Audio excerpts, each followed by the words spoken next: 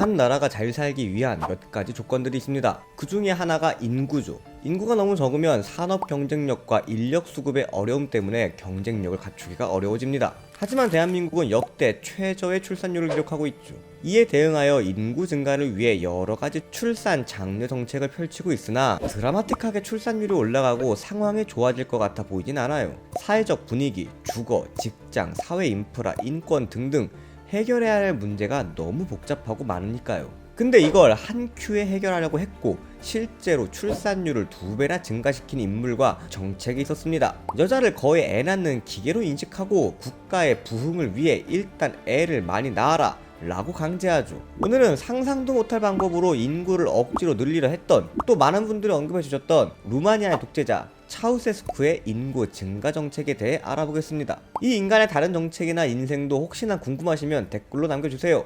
많은 분들이 원하신다면 또 영상으로 만들어 보겠습니다. 1968년 동구권 민주화의 물결인 프라하의 봄이 시작되었습니다. 사람들은 자유와 민주를 주장하며 거리로 쏟아져 나왔죠. 그러나 공산주의 소련에서는 이를 용납할 수 없었고 탱크와 군인으로 이 시위를 잔인하게 진압했습니다. 이때 루마니아의 차우세스쿠는 이 유혈 진압을 강하게 반대했습니다. 그리고 소련과 티격태격 싸우고 있던 중국이랑도 친하게 지내고 공산주의이긴 한데 소련식이 아닌 우리식 공산주의를 할 거야 라며 독자 노선을 걷고 있던 유고슬라비아랑도 친하게 지냅니다. 이 당시 공산 진영의 맹주인 소련에 반대하는 목소리를 낸다는 건 엄청난 거였어요. 사람들은 차우세스쿠에게 엄청난 지지를 보내며 강한 리더, 뚝심 있는 리더, 능력 있는 리더라고 치켜 세워줬습니다. 외부에서도 루마니아와 차우세스쿠를 대화가 되는 공산주의자 라는 이미지를 보면서 자유진영의 미국과 서유럽 국가들은 루마니아의 금전적 투자와 기술을 전수해줍니다. 공산권 국가인 루마니아가 자신들과 친하게 지내면서 잘 사는 모습을 보면 다른 공산권 국가들도 흔들릴 게 뻔하니까요.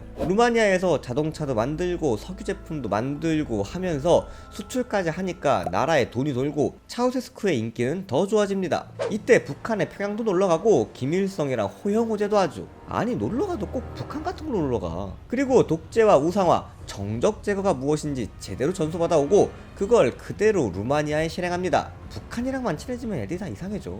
이렇게 1인 독재자가 우상화 작업으로 인기가 좋아진다? 그러면 견제할 사람들이 없어지니 사람이 뻘짓을 할 때 브레이크를 걸 수가 없게 되죠. 이때 차우세스쿠는 생각을 합니다. 공장을 미친듯이 돌리면서 수출을 하던 루마니아, 야 공업 생산을 늘리려면 어떻게 해야 되냐? 인구가 많아서 노동자가 많이 있고 공장을 많이 지으면 됩니다. 아니 공장 많이 지어서 물건 만들었는데 수출 안 되면, 수출 안 하고 내수만으로 성장하려면 인구가 얼마나 돼야지? 한 1억 명 정도면 가능합니다. 소련이나 중국, 미국, 일본처럼요. 그래? 야 우리 루마니아가 갈 길이 정해졌다. 인구를 늘려야 돼. 이러면서 인구 정책을 펼치는데 우리가 말하는 출산 장려 정책이 아니라 출산 의무화 정책을 펼칩니다. 많이 애를 낳아야 되는데 지우거나 막으면 어떻게 하냐? 안돼 금지. 일단 그날 바로 피임과 낙태 금지. 루마니아에 있는 모든 피임 기구를 없애버립니다. 말을 안 듣고 낙태 수술을 한다? 의사와 산모 사형. 피임약을 먹거나 피임 기구를 외국서 가지고 들어온다? 사형. 상황이 이러니 몰래 헝가리로 가서 낙태 수술을 받고 돌아오는 사람들이 늘어납니다. 그러자 국경에 경찰과 군 병력을 증가시키고 누가 몰래 국경을 넘는다? 바로 사형. 그리고 부부에게 주 4회 관계를 의무화하고 40세 이하 모든 여성에게 최소 4명의 출산을 강요합니다. 그리고 이것도 나중에는 5명으로 늘리죠. 만약 이 기준에 미달한다? 바로 세금을 부과합니다. 근데 이 세금이 한두 푼이 아니라 1년치 소득의 25%만큼을 걷어버리죠.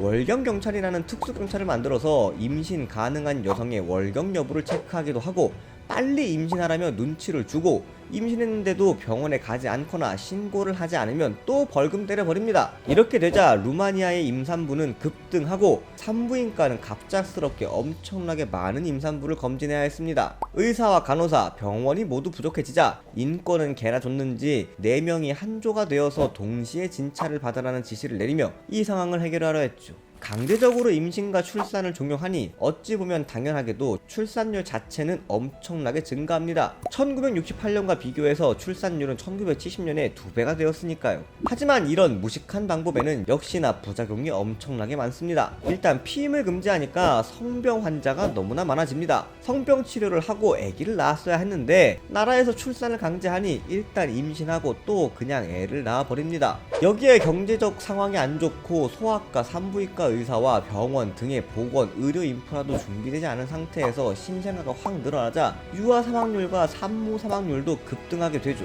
유아 사망률이 엄청나다는 보고를 받은 차우세스쿠, 여기서 또 대단한 생각을 해버립니다. 태어난 지 1, 2주 만에 애들이 죽는다고?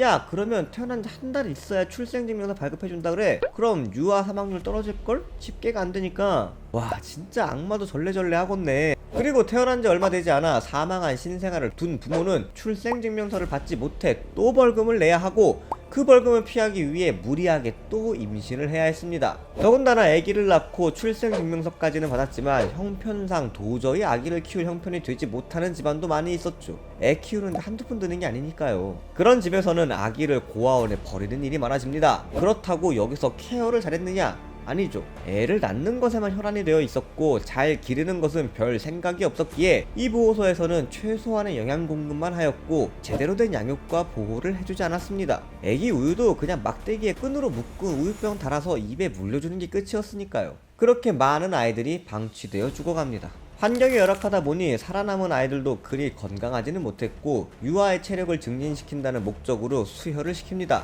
근데 이것도 제대로 된 검사나 관리를 하지 않아서 대량의 에이즈 환자를 발생시키죠. 이 버려지고 방치된 아이들은 인신매매를 통해 튀르키예의 막노동꾼으로, 네덜란드에는 성노예로 팔려갑니다. 장기 밀매단에서 장기가 적출되기도 하고 아프간이나 소말리아로는 소년병으로 팔려지기도 하죠. 60년대 후반부터 80년대까지 이 출산 강제 정책 아래에서 태어난 아이들을 차우세스쿠의 아이들이라 부릅니다. 그리고 이들은 엄청난 사회 문제가 되어버리죠. 이 또래 애들은 머릿수는 많았지만 제대로 된 교육을 받지 못해서 상대적으로 낮은 지능을 가지고 있었고 정서적으로도 매우 불안했습니다. 때문에 폭력적이었죠. 더군다나 한 국가가 가지고 있는 경제력과 인프라는 한정적인데 거기에 강제적으로 한 세대에 몇백만 명을 추가로 만들어 버리니 사회가 견디지 못하죠. 한참 일해야 할 10대 후반과 20대 초중반의 차우세스쿠의 아이들은 대부분 직업을 갖지 못하고 실업자가 되어버립니다. 그리고 1989년 동구권에 자유화의 바람이 불었고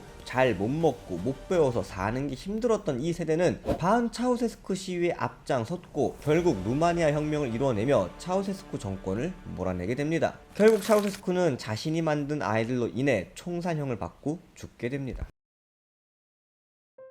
이번에도 다 아시는 얘기 봐주셔서 감사합니다. 지식과 정보를 관찰하는 지식미어캣이었습니다.